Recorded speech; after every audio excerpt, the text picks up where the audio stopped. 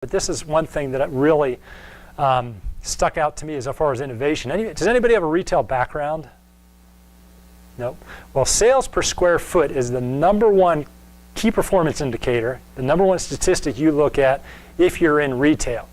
Now, I want to show you what some of the other conscious organizations, how well they do against the rest of the market. So Wegmans, you know, Wegmans is an East Coast grocery store. And I think, who's the actor? Remember 30 Rock? Who is the guy? Who is the, no, 30 Rock, Alec Baldwin. Alec Baldwin once said on Letterman that his mother would not move out to California because they didn't have Wegmans out there. So Wegmans really goes the extra mile. They're double the industry in their main KPI. That means they're not 20% more than the rest of the industry. They're double the industry. Same with Costco. Anybody ever heard of Jordan's Furniture? Jordan's Furniture, 6.3 times the industry average for sales per square foot because of their employee engagement and their innovation. They do less marketing. So, what did I say? Oh, yes. But it's amazing some of the returns that conscious ones get. So when it comes to culture, you really look and see what kind of business gains having a conscious culture can bring you. Here's a fun thing called exit strategy. Now, a lot of business owners will have what's called an exit strategy. That means when they're going to they're going to build this organization and then sell it. And I speak to a lot of business owner groups, and I say, how many people have an exit strategy? And 70% of them raise their hand.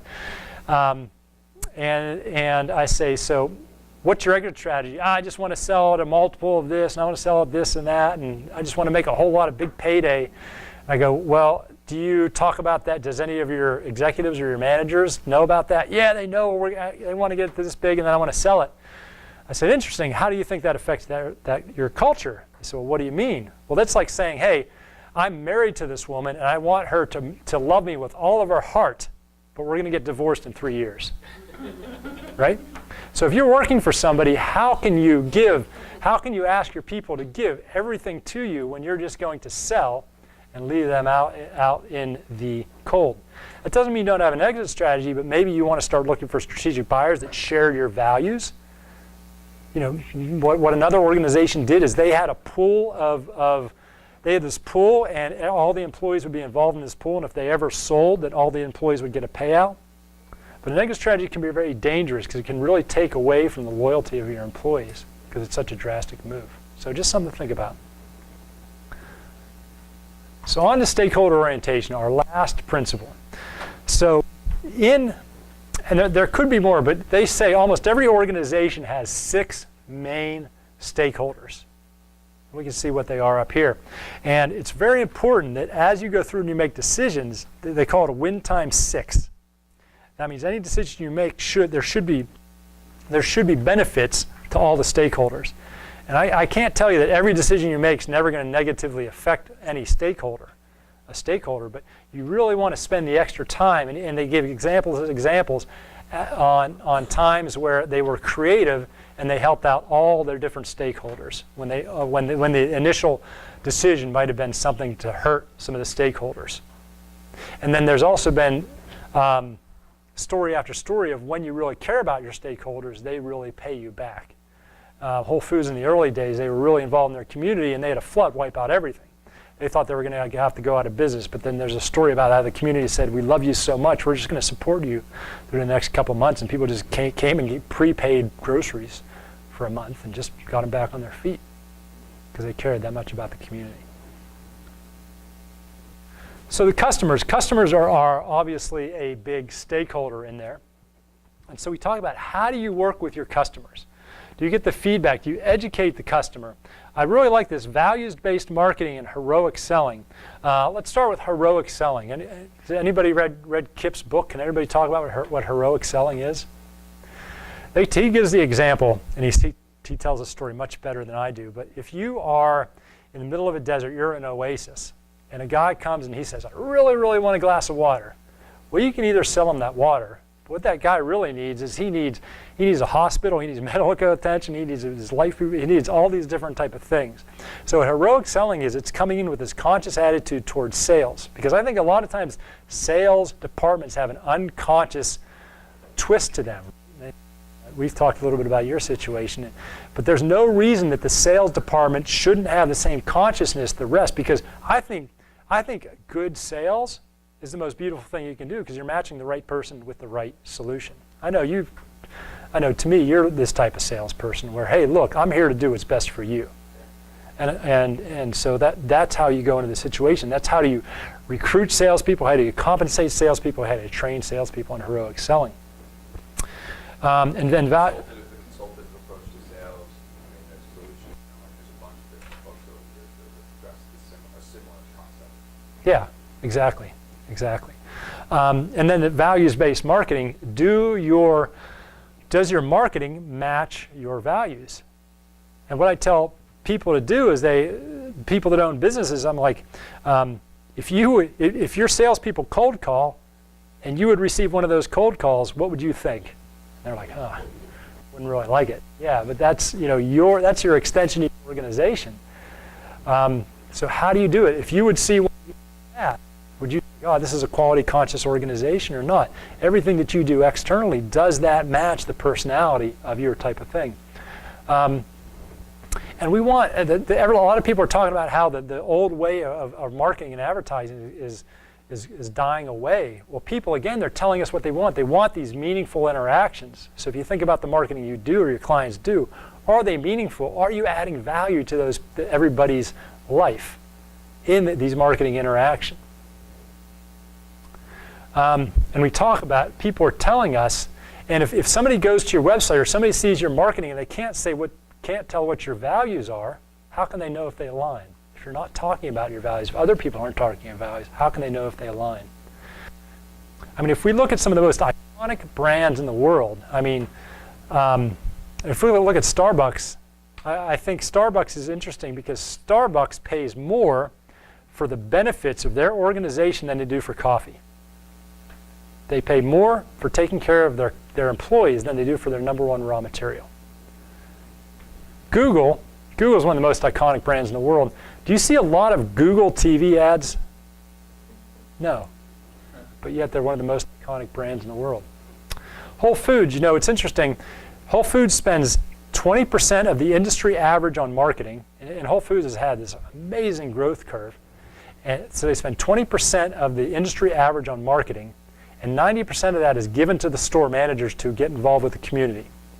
So when it comes to Vons, I get all this Vons crap in my mail. I get all this, blah, blah, blah. I never get a Whole Foods. What they're doing is they're out there interacting with the community. That's how they choose to spend their marketing dollars, and it works for them. And Costco and Harley-Davidson, I mean, Harley-Davidson is a great organization that lives their values. I mean, everything they do is Harley. It's a Harley thing. And people that even love Harleys, anybody ride Harleys here? No. You do. I'm on the back seat. Yeah. For now. But I'm from Wisconsin. Okay, yes. But Harley people will live and die for Harleys. That iconic brand. And they're not even some people tell me they're not even the best bikes out there from a mechanical point of view. I don't get involved. Yes. I just ride. But it's cool, isn't it, being on a Harley? Oh yeah. Oh yeah. Awesome. So suppliers, and I think this is great because so many people have an antagonistic view of their suppliers. Well, I ask people, do you know what's important to your suppliers? Do you have conversations? What's important to you? Do you pay them on time? I mean, to me, that's an integrity. There's so many companies that they just pay however they want, no matter what the agreement is, and that's breaking an agreement. So how do you treat your suppliers? And so many times our suppliers are the ones that can really make or break us, especially in an important time. And then the community, and I think these are great. There's a couple things that really opened my eyes in here for creating job opportunities for the chronically underemployed or at-risk parts of the community, diversity on the board of directors, management team, employee base, especially who represent the customer base. To have that mirrored is important. Incentive promotions for volunteer activities, it's supposed to be. Community service policy, giving back, etc. And then environmental. I think we're all pretty aware of these. This is where impact report can really help. Yeah.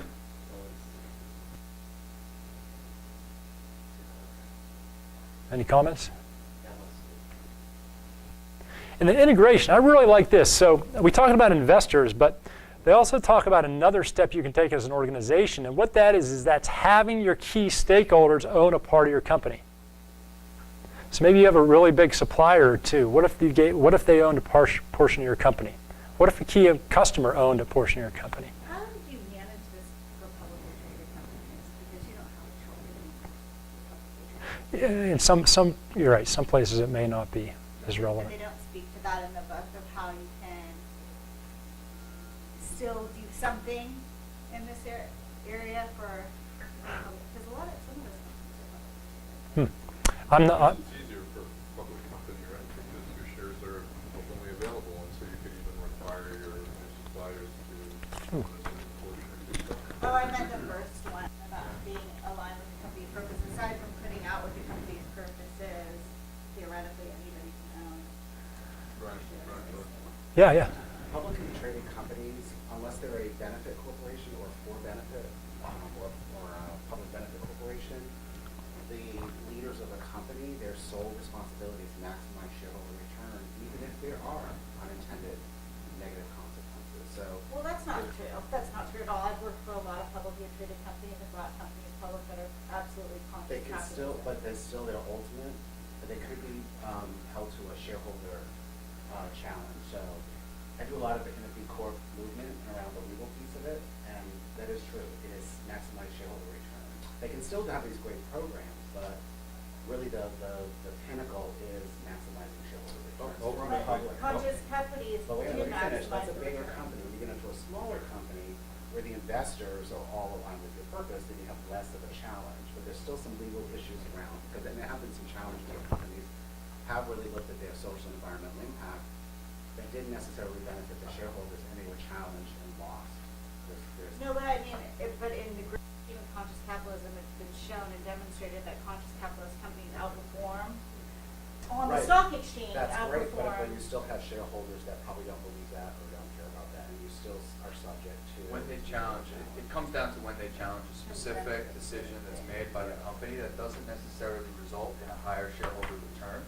On- They in can have that instance, decision overturned. In that one instance. Yeah. Absolutely. Yeah.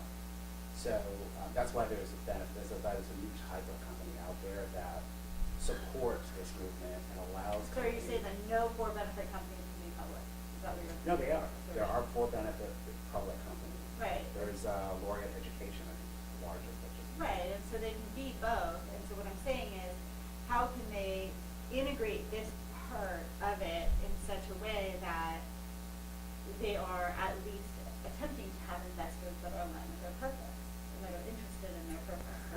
Well, I think But what we're seeing though is more investors that are saying, we support this, and that we will invest in companies that do support the conscious movement. So there are investors that actually are looking at that, but then there are investors that don't care about that. It's the ones that, a lot of those that don't care about it, they're kind of a little at risk. So, but luckily we're seeing a change. I think we're actually seeing that this is You getting vote with less your of an dollars. issue. Where you spend your dollars from a consumer standpoint, and from an investor standpoint, are the companies you drive. Right. But I think you're focusing on the issue of the definition of the word public, right? If you're a public company, then you're offering your shares publicly, and a segment of your investor base is gonna have to be anybody who wants to buy your share, right? And so then it comes down to how do you market yourself so that you attract Right, that's investors. what I was wondering if they talked about in the book, Yeah. because as I bring this to companies that I've worked with, they'll be interested in that, because I only work with. That's why the image of the company has to be so integral, because part of the reason people buy Tesla stocks is because of how Tesla messages the public, right? There's an interesting book called The Shareholder Value Myth. It kind of it goes against our shares that legally and technically it isn't the main point of business leaders or public companies to maximize shareholder value, but that is important. But at feel like in the society that we've created, that's just made to be the case. But it's just kind of an interesting add to this of how you can show organizations that technically, legally, they're not, that's not, has to be their main goal. Right. And the smart investors are actually seeing that this is a better investment, investing in these Right, companies. right. So it's just education. Yeah. Cool. Start with the values and the purpose page on the website.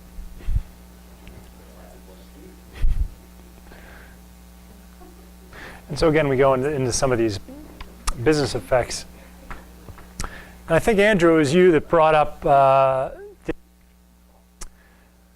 that oftentimes conscious capitalism companies will have what we call more direct costs, but they're more profitable. So do you want to explain direct costs versus indirect costs?